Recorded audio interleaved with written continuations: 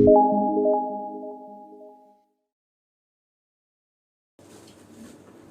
Bapak Yahweh, kita akan buka kitab Imamat ya. Imamat pasal ke-24 ayat 1 sampai 9.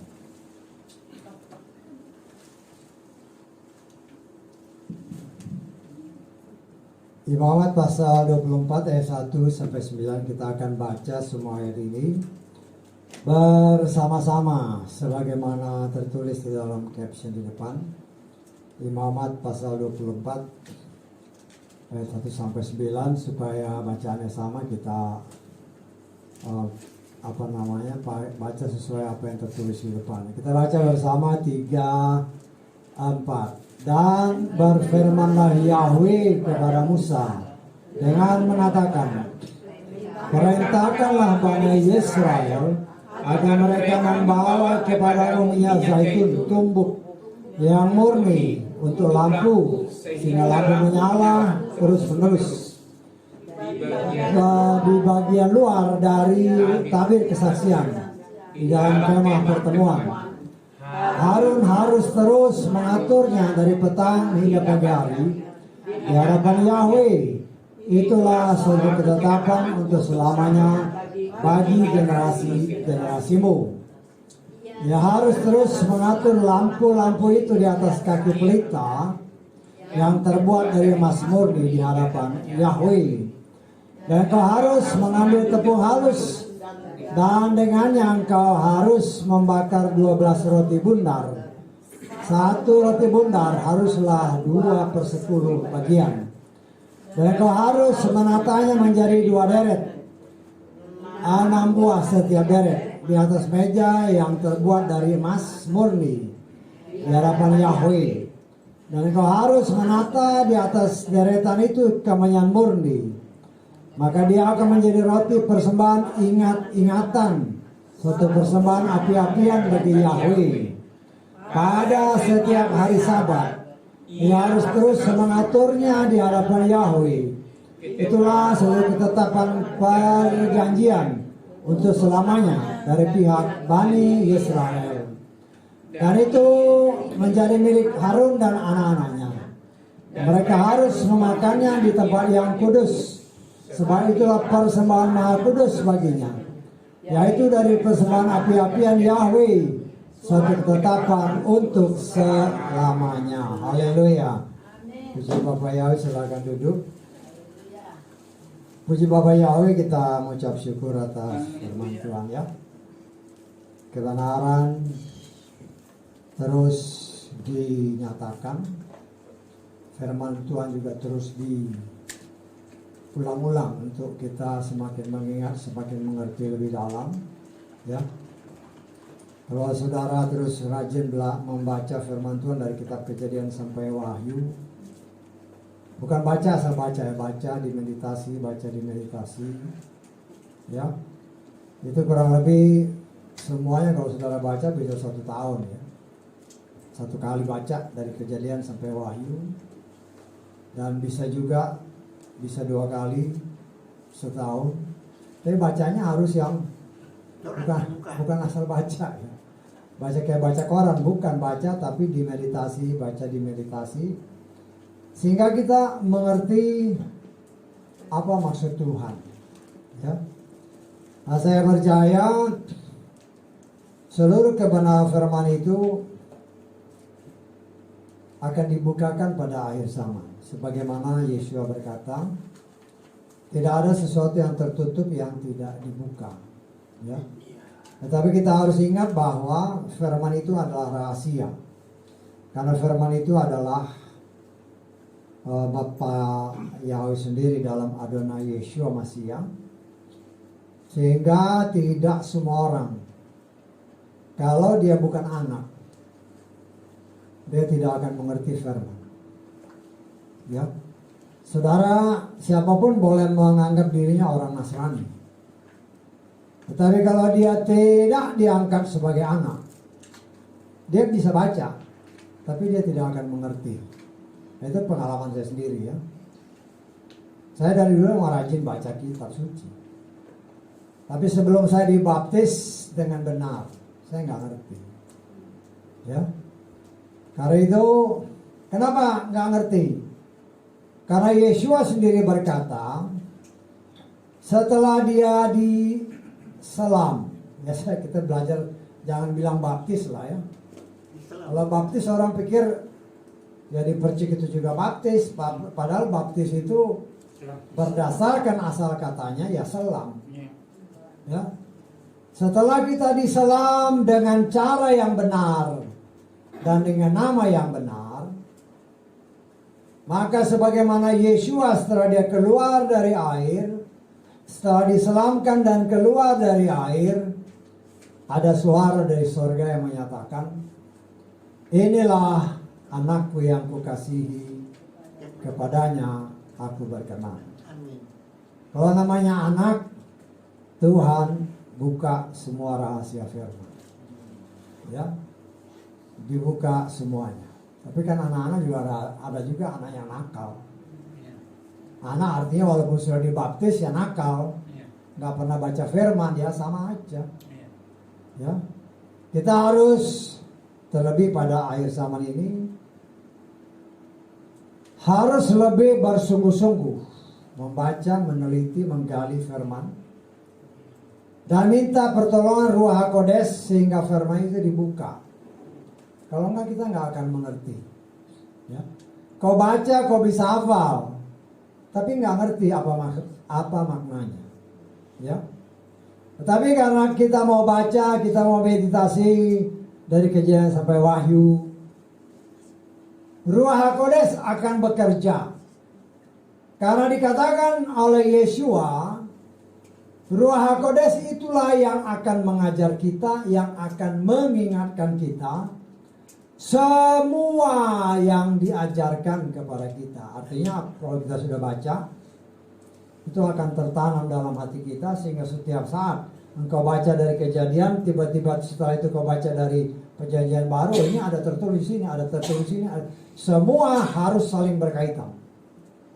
Ya, kalau tidak saling berhubungan itu tanda tanya. Nah, kita harus minta dengan sungguh-sungguh Tuhan artinya apa, sehingga kita boleh mengerti dengan benar dan tidak salah menafsirkan. Ya, nah, kita mengucap syukur kalau tadi berkali-kali disebutkan tentang nama Tuhan. Ya. Nama Tuhan ya kita mengucap syukurlah. Ya. Ada orang yang kok nama-nama melulu, ya nama itu penting. Ya. Memang di tempat ini kita tidak memanggil nama selain nama Bapa Yahweh di dalam Yesua. Ya. Di luar sana mungkin orang masih memanggil nama Yesus. Tapi kalau kita simak baik-baik, ya simak baik-baik, ya mungkin buat saudara-saudara ada di luar sana, kenapa kita nggak pakai nama Yesus? Kan sama aja. Ya, kan sama aja. Nama Yesus sama Yesua kan sama. Ini yang harus kita hati-hati. Kenapa saya harus katakan hati-hati? Seperti yang saya katakan tadi, setiap firman ada kaitannya. Yesua atau firman Tuhan katakan di dalam kitab Ibrani, jelas ya. Ibrani pasal ke-13, kita lihat ayat keberapa itu. Ya. Ibrani pasal ke-13 ayat ke berapa? Ke-8. Ya, ke-8. Yesua HaMasiah tetap sama. Kemarin, hari ini, bahkan sampai selamanya. Kita tahu bahwa Yesua adalah firman. Ya. Firman itu tetap sama dahulu, sekarang, sampai selamanya.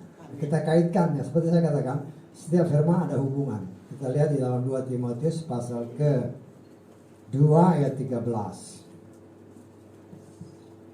2 Timotius pasal 2 ayat 13. Jika kita tidak setia, dia tetap setia. Karena dia tidak dapat menyangkal dirinya sendiri. Banyak orang, satu ayat ini pun seringkali disalah tafsirkan, sehingga banyak orang yang menyatakan, walaupun saya nggak setia, Tuhan tetap setia. Itu ngawur ya. Jadi hanya mengambil kata-kata ini, tidak menyimak apa sebenarnya inti kata-kata ini. Ya, kalau saya sedikit tambahkan untuk memperjelas ya. Jika kita tidak setia kepada firman-Nya, ya, ini untuk memperjelas. Jika kita tidak setia kepada firman-Nya, tetapi dia tetap setia kepada firman-Nya. Kenapa? Karena dia tidak dapat menyangkali dirinya sendiri, karena diri sendiri adalah firman. Bisa ditangkap? Ya. Nah, di sini kita melihat Bapa Yahweh mengutus malaikat kepada Yusuf dan juga kepada Maria. Ya, bukan hanya kepada Yusuf ya, di dalam Matius nama kepada Yusuf, tapi dalam kitab Lukas dia kepada Maria. Beri dia nama Yeshua. 30 tahun kemudian kurang lebih muncullah Pilatus, kasih dia nama Yesus dan sebagainya. Apakah Bapak Yahweh harus merubah apa yang dia katakan? Tidak. Yeshua ya tetap Yeshua. Apapun alasannya, Bapak Yahweh tetap setia kepada apa yang dia firmankan. Dia tidak terpengaruh. Siapapun, mungkin hampir seluruh orang menyebut nama Yesus, tapi dia tetap setia kepada Yeshua. Karena itu yang dia katakan. Bisa ditangkap? Ya. Jadi kita tidak boleh lagi bertoleransi. Tidak mungkin Bapak Yahweh yang sudah mengutus Gabriel kepada si Maria dan si Yusuf, kasih dia nama Yeshua. Apa Tuhan mau mengkoreksi? Oh, karena si Pontius bilang Yesus, kita juga rubahlah karena banyak orang memakai nama itu, kita rubah. Ini gak bisa. Tuhan setia kepada firman-Nya. Ya, masalah, kalau tadi disebut masalah lidah ya. Masalah lidah mungkin cadel-cadel sedikit, tapi orang ngerti. Ya, cadel karena sekarang saya punya pengalaman ya. Saya lama kerja juga di sama Jepang. Orang Jepang itu nggak bisa panggil L ya.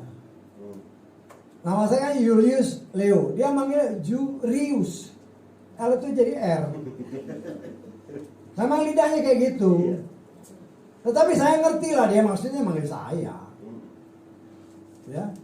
Tetapi kalau dengan nama Tuhan ya kita nggak bisa main-main lah. Kita bisa manggil. Kecuali kalau lidah kita nggak bisa ya itu lain lagi.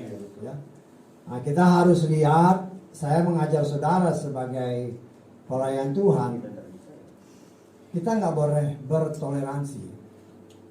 Karena itu nama yang kudus. Kita mau pakai bikin paspor. Ya.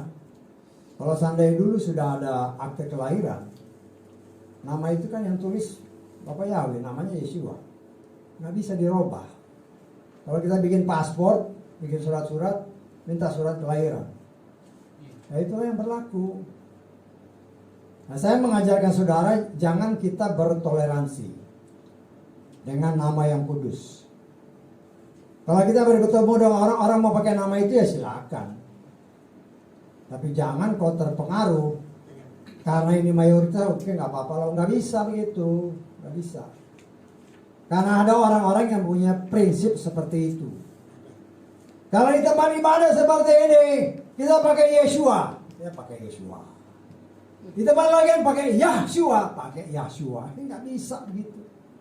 Maaf kata kalau saya katakan orang seperti itu munafik. Kita harus punya pendirian. Kalau itu nama bisa kita sebut, ya sebut. Kecuali kalau tidak bisa. Bisa aja kan lidah kita kan. Kalau seperti yang saya katakan tadi, ada orang yang memang dari sononya udah begitu. Ya kita nggak bisa paksa. Tetapi saya percaya dengan kita belajar. Dan saya mengajarkan kepada saudara, terserah saudara mau praktekkan apa enggak. Jangan bertoleransi dengan nama yang kudus. Karena ada orang yang mengatakan, Yesus itu sama. Menurut pandangan Pilatus itu sama. Bisa ditangkap maksud saya? Menurut pandangan Pilatus itu sama. Tetapi menurut Bapak Yahweh, no way. Gak bisa. Karena dia setia kepada firman-Nya. Jadi gak bisa. Ya, saya tidak mengajarkan saudara untuk main-main dengan nama itu.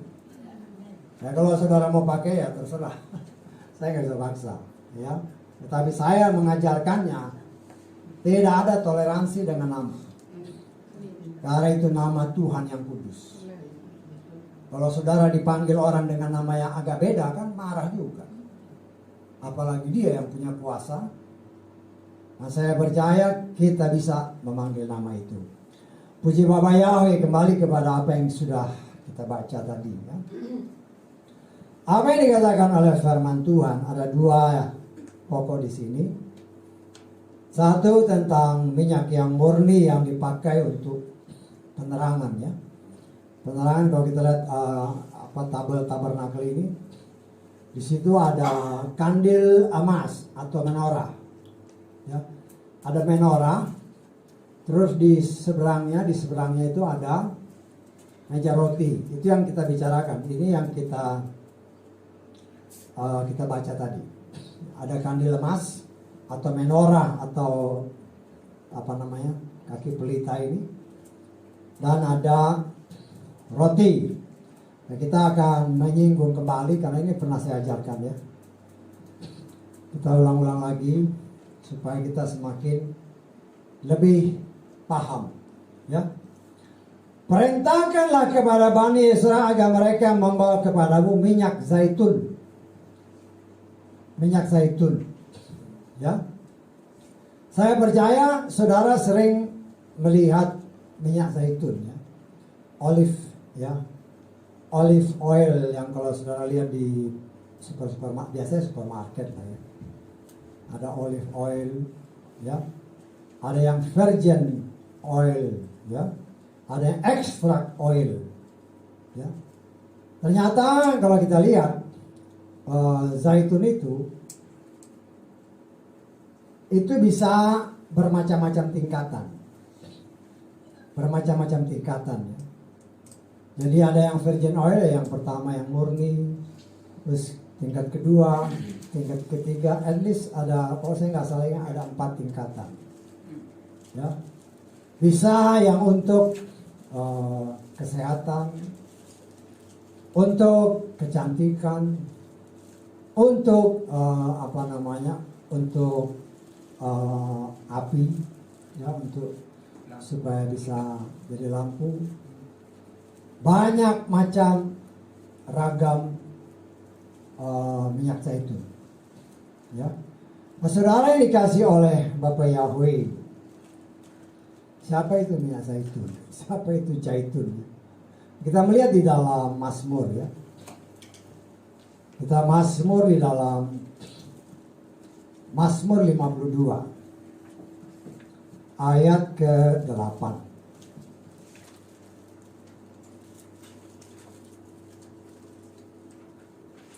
Mazmur 52 ayat 8.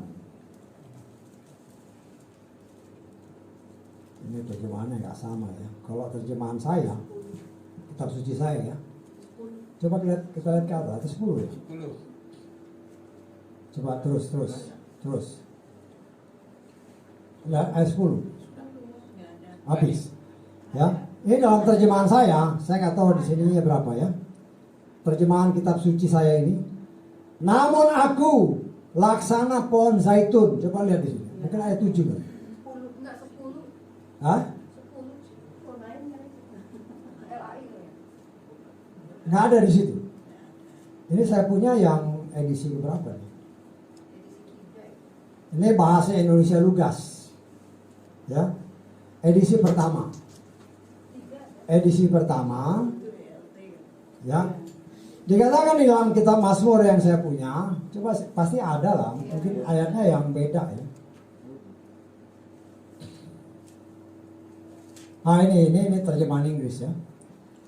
But I am like a green olive tree in the house of God. I trust in the mercy of God forever and ever. Namun, dalam terjemahan ini, namun aku laksana pohon zaitun yang menghijau di bait Elohim. Aku percaya pada kebaikan Elohim sampai selamanya. Ini kata si Daud. Ya. Jadi zaitun, si Daud ini melambangkan dia sebagai pohon zaitun. Pohon zaitun biasanya buahnya yang dimanfaatkan. Ya, seperti yang saya katakan tadi, buah zaitun ini untuk dirubah menjadikan, di sini dikatakan mereka membawa kepada minyak zaitun tumbuk yang murni. Minyak zaitun tumbuk yang murni. Jadi untuk proses membuat minyak, setelah buah zaitun itu kita petik, kita bersihkan, ya. Kemudian kita keringkan sedikit dari air-air yang ada, baru dikatakan kita tumbuk. Kalau kita tumbuk, itu ada bijinya ya. Di dalam itu ada bijinya. Kita tumbuk, ya, bijinya keluarkan, bijinya dibuang. Bijinya dibuang. Terus kita tumbuk lagi semakin halus. Ya. Terus ditambahin air sedikit. Ini untuk mendapatkan minyaknya. Lo kalau ditambahin air, lo minyak sama air kan nggak bisa satu kan? Bisa ditangkap. Jadi walaupun ditambahin air, nanti dalam proses selanjutnya minyak sama air itu tetap akan berpisah. Setelah ditumbuk halus, itu dipres sampai dia mengeluarkan minyak, ya. Kemudian disaring. Nah, dalam proses penyaringan ini benar-benar murni minyak tapi campur air sedikit. Baru minyaknya disedot pakai kayak semacam sedotan suntikan itu. Kalau produksi sedikit ya, sedot. Nah, inilah zaitun tumbuk yang murni untuk lampu, ya, untuk lampu. Nah, di sini kita melihat saudara dikasih oleh Bapak Yahweh tanpa minyak. Tanpa minyak, api tidak bisa nyala. Ya, tidak bisa nyala. Jadi apabila Daud mengatakan dirinya sebagai pohon zaitun, menghasilkan buah-buah zaitun, itu pun melambangkan saudara dan saya sebagai zaitun. Yang siap untuk dipetik dan yang siap untuk diproses. Ya. Diproses, ditumbuk, dihaluskan, dipres, disaring. Proses yang luar biasa. Kalau zaitun itu bisa teriak, ya mungkin sampai air matanya keluar, dipres habis, ditumbuk halus, udah ditumbuk halus, dipres, udah dipres, disaring, udah disaring, baru dipisahin lagi karena masih ada air sedikit di sana kan, tadi kita masukin air, disedot, pisahin, baru bisa dipakai. Apa yang kita lihat di sini? Tuhan, ini kan dikatakan, kita sudah belajar bahwa pelita ini adalah gereja. Saya tangkap ya. Melambangkan saudara dan saya. Kita bagaikan zaitun yang diproses sedemikian rupa sampai menghasilkan minyak yang siap dipakai untuk memancarkan cahaya kemuliaan Tuhan. Minggu lalu kita belajar tentang cahaya, tentang bintang-bintang. Ya, tetapi kita melihat apinya dari mana? Itu jadi pertanyaan kan? Apinya dari mana? Nah, kita lihat di dalam kitab Imamat pasal ke 10 ayat 1 dan 2 kita belajar sedikit ya. Nadab dan Abihu, anak-anak Harun, masing-masing mengambil pedupaannya. Perhatikan baik-baik ya. Dan mereka menaruh api ke dalamnya, lalu membubuhkan dupa di atasnya. Dan mereka mempersembahkan apa? Api asing ke hadirat Yahweh. Terus, yang tidak dia perintahkan kepada mereka. Ayat kedua, maka keluarlah api dari hadirat Yahweh dan melalap mereka. Maka matilah mereka di hadirat Yahweh. Dalam soal ibadah, Tuhan gak main-main. Nah sekarang kan kita harus mikir, dari mana apinya? Pernah gak saudara terbayang? Dari mana apinya? Ya, karena di sini dikatakan ya api asing. Nah, terus api yang mana yang harus dipakai? Bisa ditangkap? Jadi kalau saudara baca itu harus digali benar-benar. Loh kalau gitu api yang mana yang dipakai Tuhan? Karena mereka pakai api asing. Terus ya mungkin pakai geretan yang ceklek. Nah kita lihat di dalam Imamat pasal ke-9.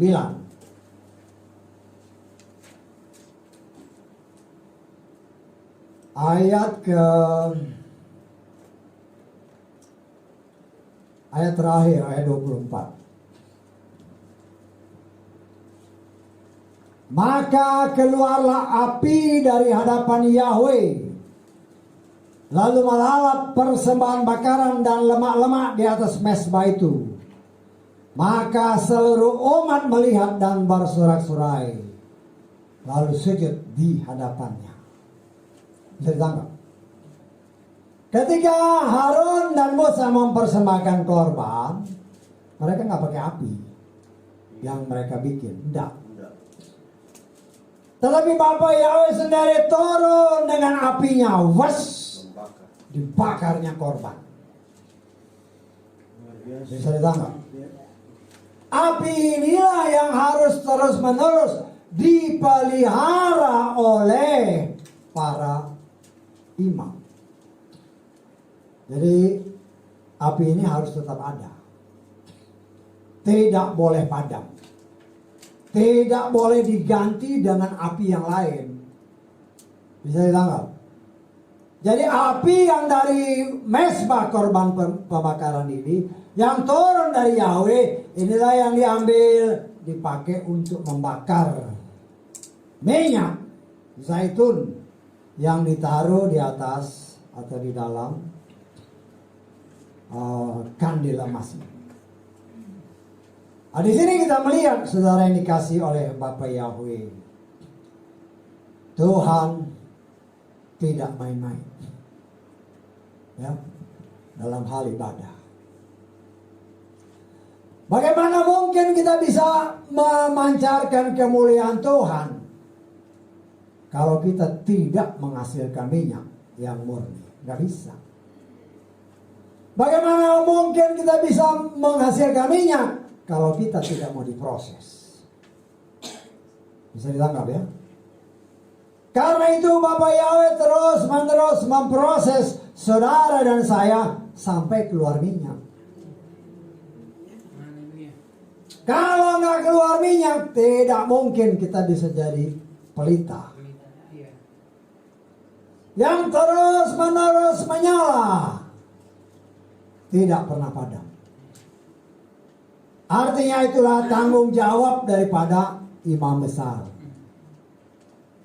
Harun dan anak-anaknya untuk menjaga ketersediaan daripada minyak zaitun. Siapa minyak zaitun? Ya, saudara dan saya adalah minyak-minyak. Atau paling sedikit dapat saya katakan, yang seharusnya jadi minyak. Kalau kita mau membiarkan diri kita diproses dengan cara Tuhan, maka Tuhan akan bekerja. Sehingga kita benar-benar menghasilkan minyak yang memang Tuhan kehendaki. Supaya kita menjadi terang. Ingat, di dalam ruangan kudus, itu yang ada hanya api dari kandil ini. Tidak ada api yang lain, karena itu tertutup rapat. Tertutup rapat, tidak ada terang lain kecuali dari pelita itu. Nah, Harun ataupun anak-anaknya bertanggung jawab untuk menjaga supaya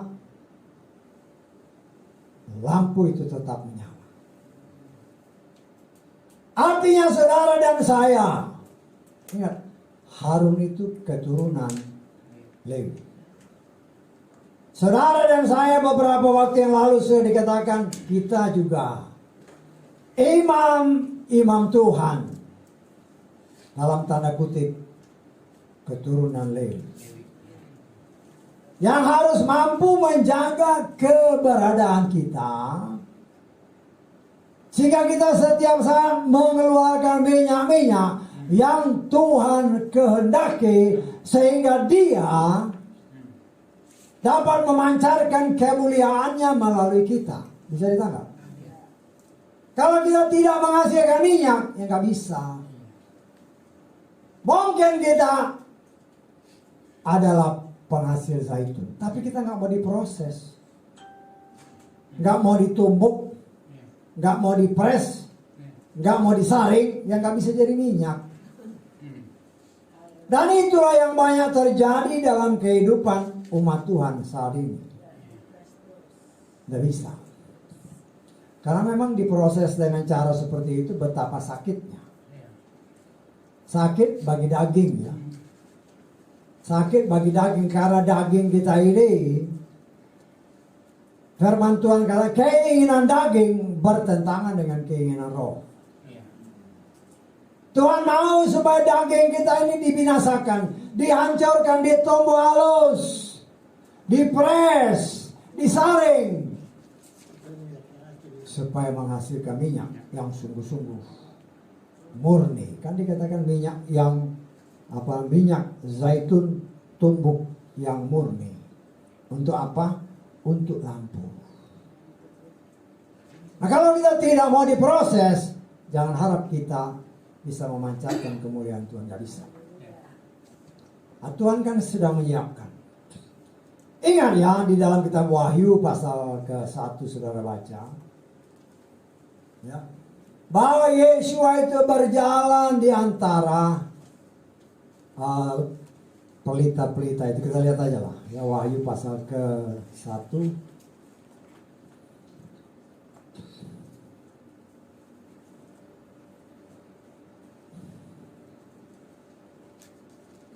Kita melihat pasal 1 ayat ke berapa nih? 12 ya. 12, 13 kita lihat ya.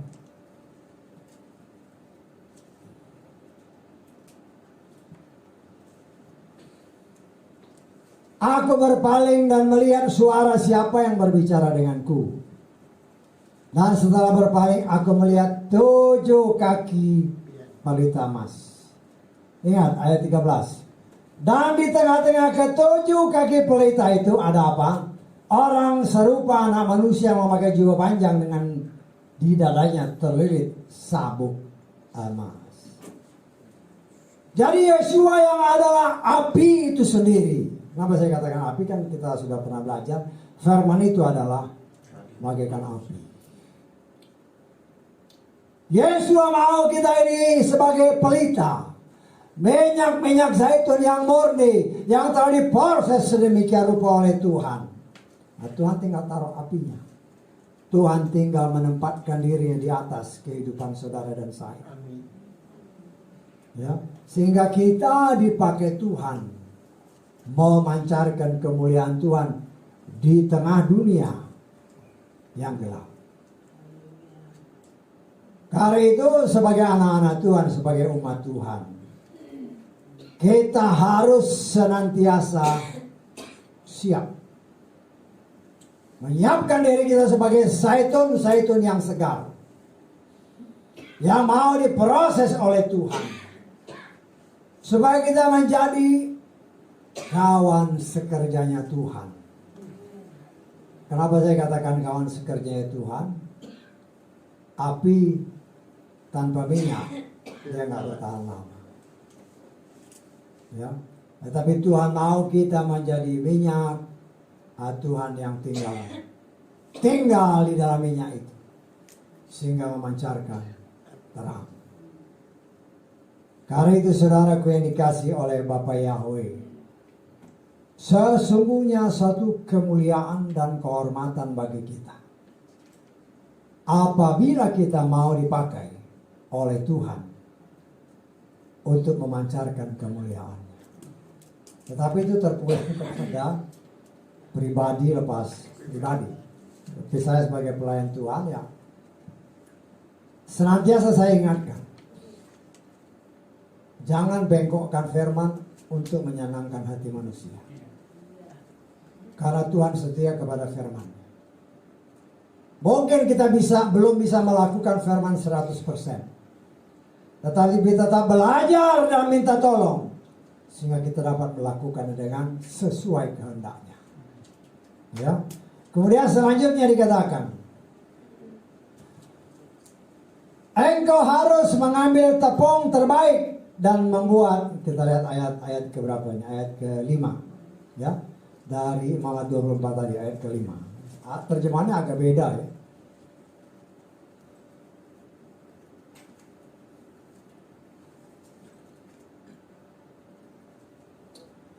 Engkau harus mengambil tepung halus dan dengannya engkau harus membakar 12 roti bundar.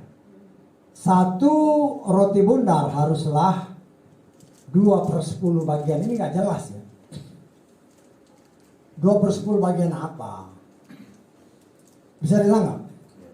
Ya. Saya sering kali mengajarkan kepada saudara, kita itu harus kritis.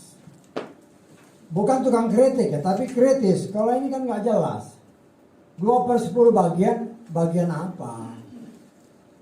Misalnya 2/10 kilo, 2/10 ton. Ini nggak jelas ini. Ya. Tapi di dalam terjemahan yang saya punya ini, yang kitab Lukas, ya, terjemahan Lukas, ya, saya nggak tahu saudara punya yang mana. Engkau harus mengambil tepung terbaik dan membuat 12 roti bundar dengannya.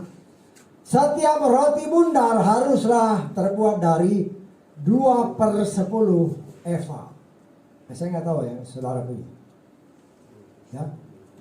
Dan berdasarkan terjemahan 2/10 eva ini, kurang lebih 4,5 liter tepung. Ya, kalau saudara suka bikin kue, saya nggak tahu kalau bikin roti nih, ya, ibu-ibu yang suka bikin roti atau siapapun yang suka bikin roti, 4,5 liter tepung. Kalau dijadikan roti berapa besar? Oh, besar sekali. Saya kira besar sekali, ya. Besar sekali, kan? Nah, kita kan harus berpikir, kok besar sekali? Kenapa besar sekali? Yang makan ini keturunan Harun. Jadi Harun, istrinya, anak-anaknya, sampai cucu-cucunya itu yang makan. Hanya keturunan Imam. Walaupun kita sudah belajar, Daud ketika dikejar-kejar oleh si Saul, dia makan roti ini.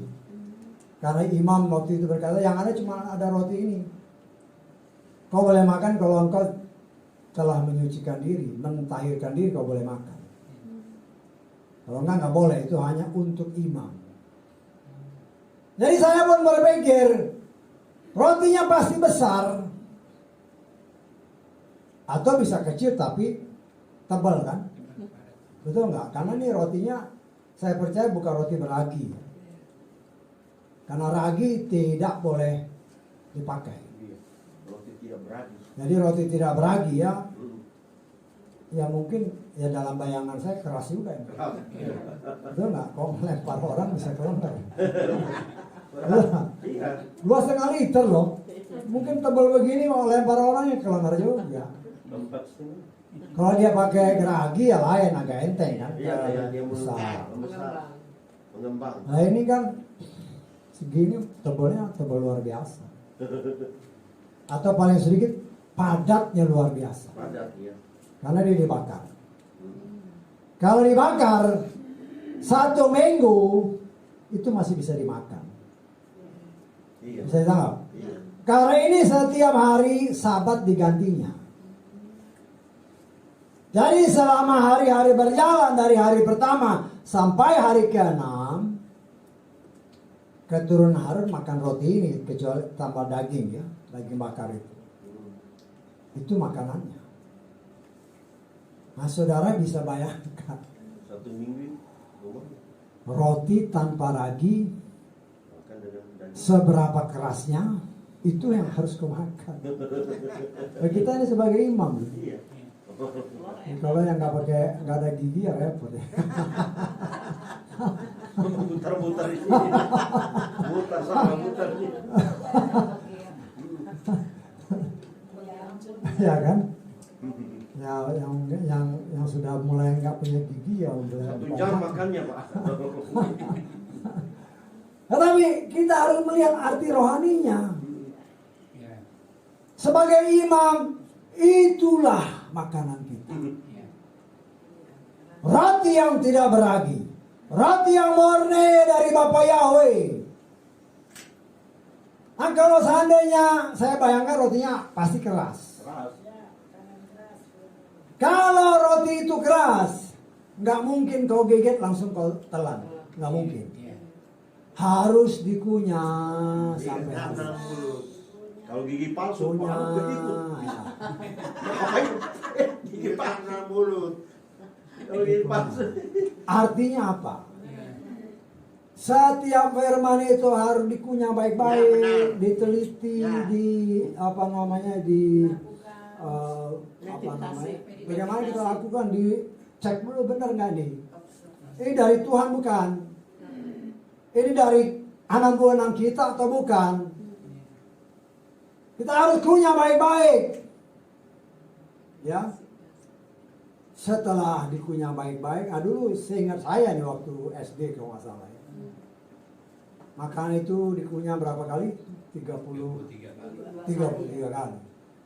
Tapi sekarang saya percaya nggak ada yang punya. Itu cimit. Capek. Cimit kalau Oh, makan. memang bagus. Sebenarnya kalau kita kunyah makan itu secara medis seperti itu mengurangi beban di dalam perut. Lambung. Bisa ditangkap. Tetapi kan karena kita maaf kata dalam tanda kutip rakus, 3-4 kali kunyah langsung berat. Oh yang kerja di dalam ini lebih repot. Berat. Tapi ada anak kecil Pak, dia cuma makan telan di tetangga kita kan. Dia makan dia telan, makan telan, nggak pernah dikunyah. Kita harus melihat dengan kacamata yang benar. Ya karena dia makan bubur ya kita nggak tahu. Nasi ya. Tapi disinilah kita melihat dalam arti rohaninya. Ya. Setiap firman engkau dengar jangan kau main tangkap terus main coba praktekkan dulu. Diteliti dulu ini benar nggak sih? Tanya Tuhan. Kalau benar ya lakukan. Ya. Kalau kita kunyah dengan baik-baik, kalau kita teliti dengan baik-baik, kita mengerti dengan baik, maka firman itu akan apa? Kita lihat di dalam Mazmur 119.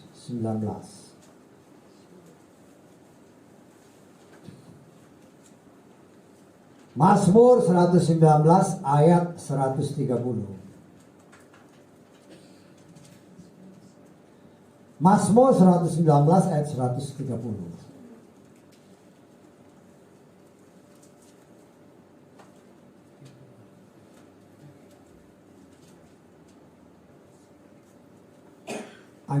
Terjemahannya agak beda ya.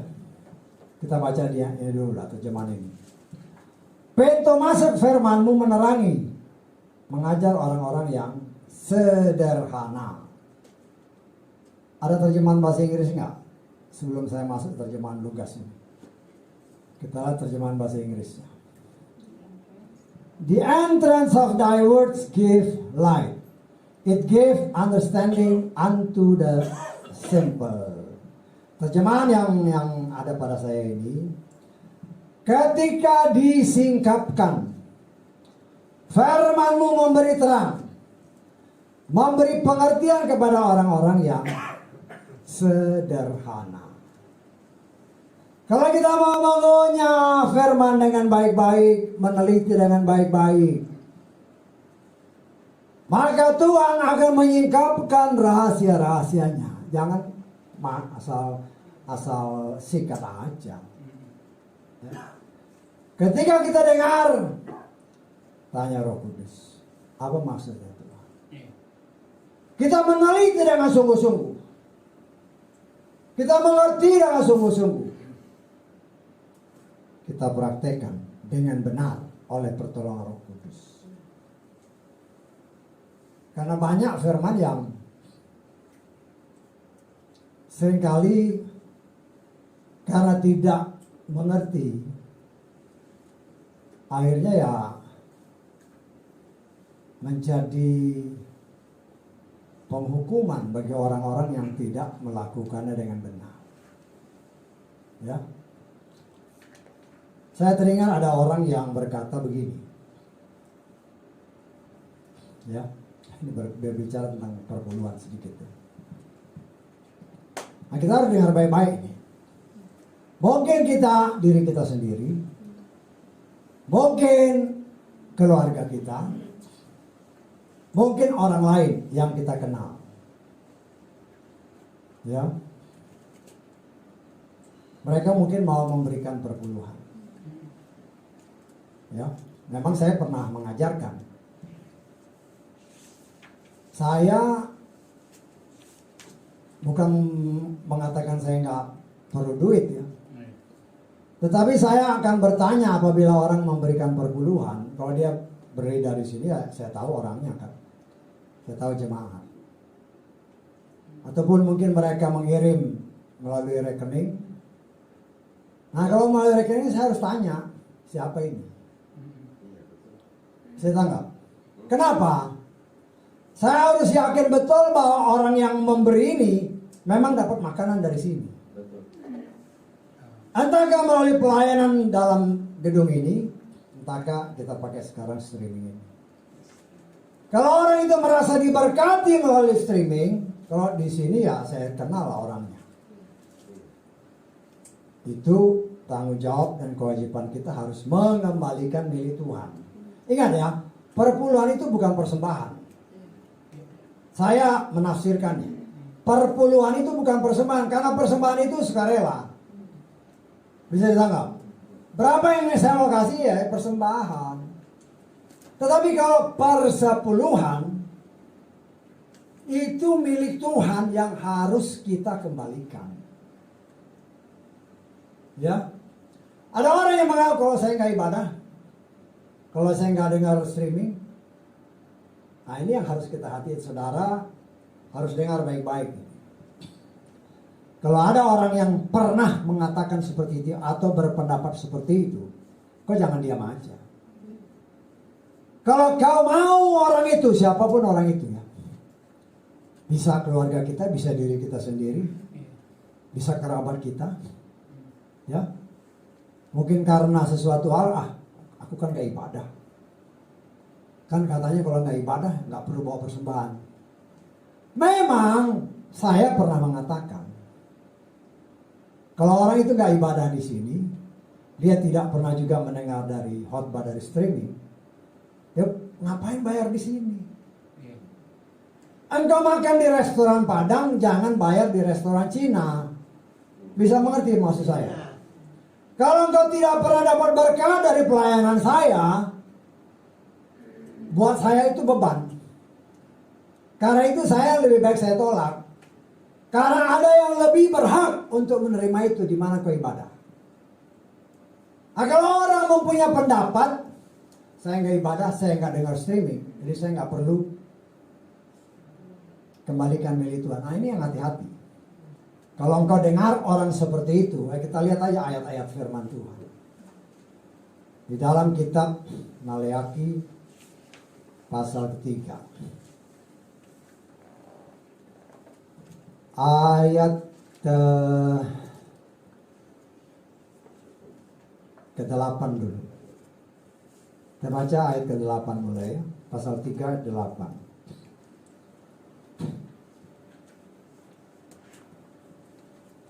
Perhatikan baik-baik ayat ini. Dicerna baik-baik ya. Karena ini seringkali banyak orang yang salah ngerti.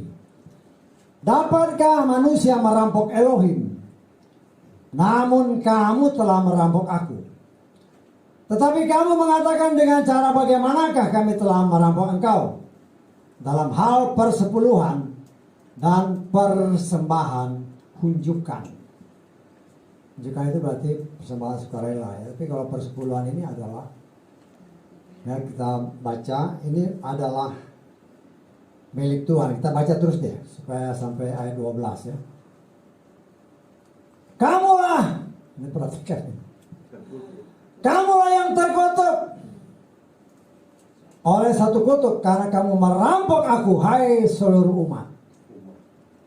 Ya, bawalah seluruh persembahan, seluruh persepuluhan ke dalam rumah perbendaharaan, supaya ada makanan di rumahku. Dan sekarang ujilah aku dengan cara ini. Yahweh Sebaot berfirman, apakah aku tidak akan membuka bagimu tingkap-tingkap langit dan mencurahkan berkat sampai berkelimpahan? Dan aku akan mengusir pelahap bagimu, supaya tidak merusakkan hasil tanammu dan merontok ataupun merontokkan buah anggurmu di ladang. Yahweh Sebaot berfirman, dan segala bangsa akan menyebutmu berbahagia, karena kamu akan menjadi negeri kesukaan. Yahweh Sebaot berfirman. Nah, melanjutkan apa yang saya katakan. Kalau ada orang yang berpendapat seperti yang saya katakan tadi, saya nggak ibadah ke gereja, saya juga nggak dengar streamer, saya nggak perlu bayar. Saya tidak perlu mengembalikan milik Tuhan. Firman Tuhan kata, engkau tidak mengembalikan. Dalam pandangan Tuhan, engkau apa? Perampok. Perampok dan terkutuk. Ini bukan kata saya. Ini firman. Jadi kalau kau dengar ada orang seperti itu, jangan diam aja. Kasih tahu. Ya. Ya mungkin karena sudah merasa hebat, agak perlulah. Mau ngapain, saya kan gak dengar firman. Saya nggak ibadah. Ini apa? Kalau sampai melakukan seperti itu, engkau membuka celah kepada setan. Bisa ditangkap? Celah. Firman Tuhan katakan jangan beri kesempatan, jangan beri celah kepada setan. Engkau beri celah, masuklah setan. Engkau merampok 1/10 milik Tuhan. Karena engkau terkutuk di hadapan Tuhan. Setan punya hak mengambil semuanya. Bisa tangkap, semua bisa. Setan kan hanya mencuri, membunuh, membinasakan. Tak kau ditabrak mobil, semua harta kekayaan yang kau simpan habis. Entah kau dirampok, namanya terkutuk. Tidak ada pembelaan dari Tuhan. Ayat yang ke-8 itu dia katakan, dapatkah manusia? Berarti manusia itu ya orang-orang ya. Semua. Semua. Bukan jemaat, tapi karena kita berhubungan dengan jemaat. Ya, memang saya mengajarkan. Ya, kalau engkau nggak ibadah di sini, engkau tidak melihat ibadah melalui streaming, buat saya memang agak berat untuk menerima.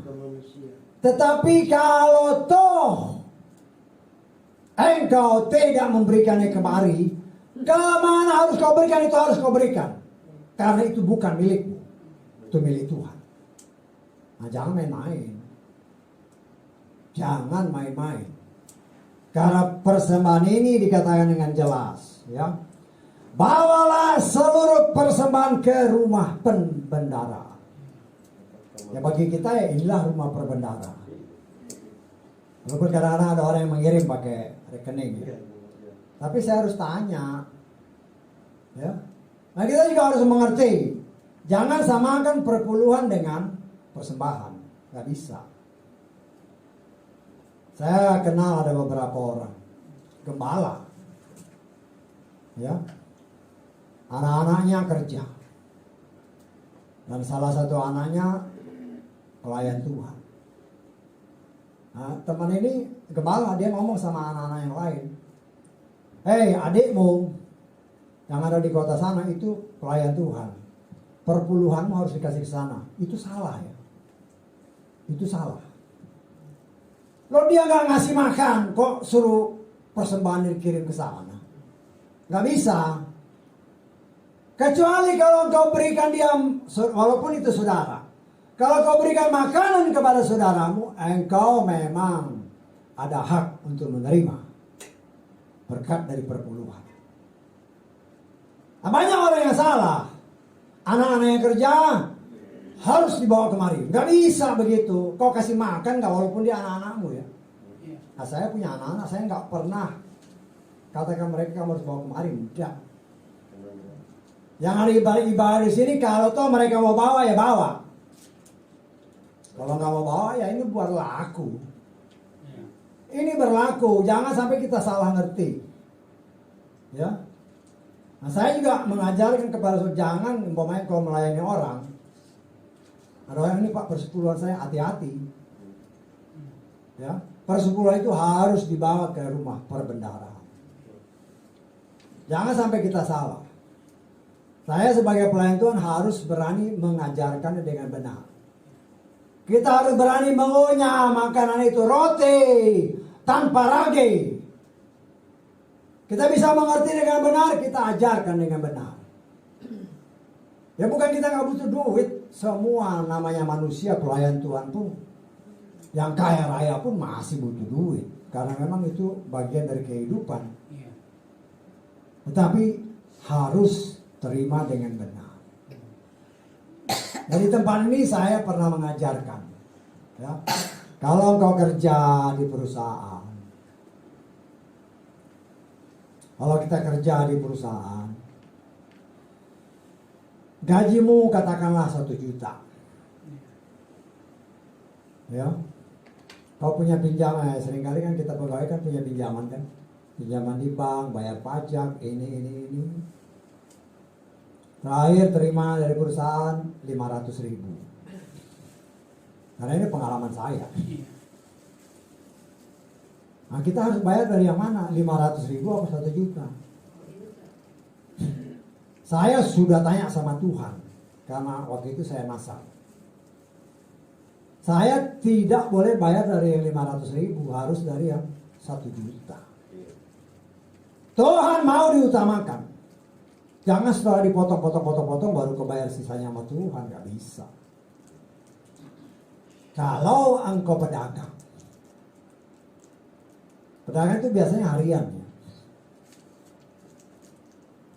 Berapapun keuntungan, untung ya, bukan dari modal, untung. Untungmu 1.000, kayak 1.000 kecil sekarang, 10.000 satu hari. 1.000 itu bukan milikmu, 1.000 itu milik Tuhan. Bisa ditangkap? Ya. Tuhan bukan mau morotin kita ada hikmat. Ya. Jadi apa yang keuntungan bersih, itulah yang kita sisihkan. Ya mungkin setiap minggu kau datang ke gereja, ya ini umpamanya setiap hari dapat 1.000, 6 hari kerja kan 6.000, itulah yang kau masukkan.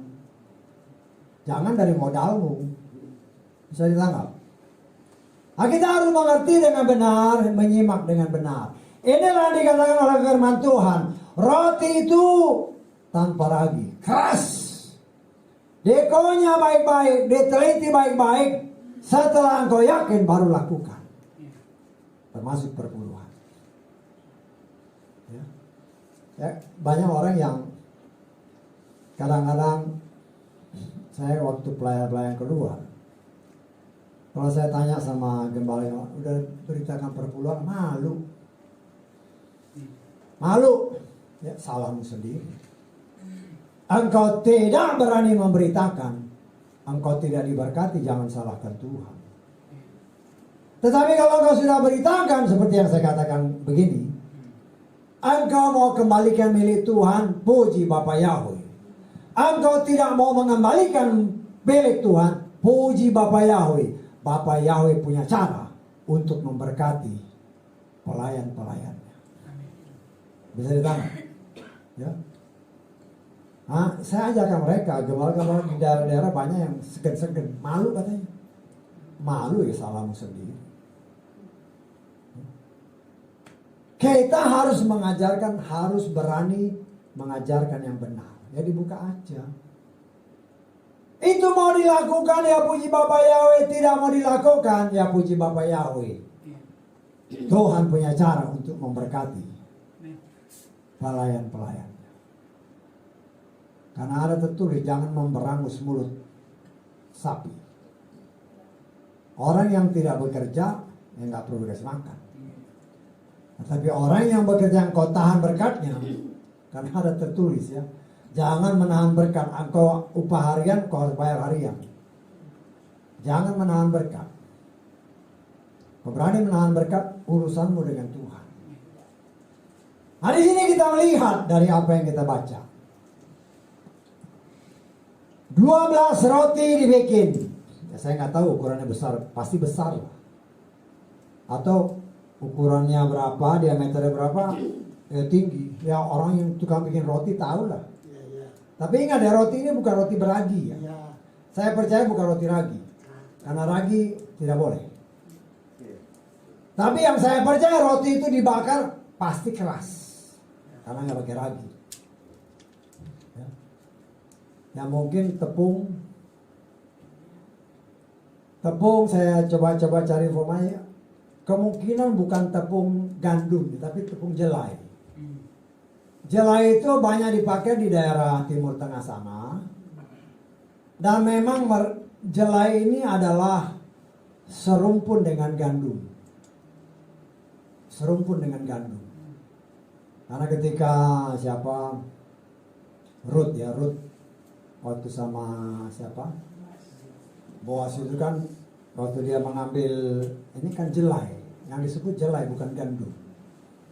Tetapi memang jelai itu adalah serumpun dengan gandum. Tapi saya coba cari data, memang harganya agak lebih murah. Tapi dia persis dengan gandum.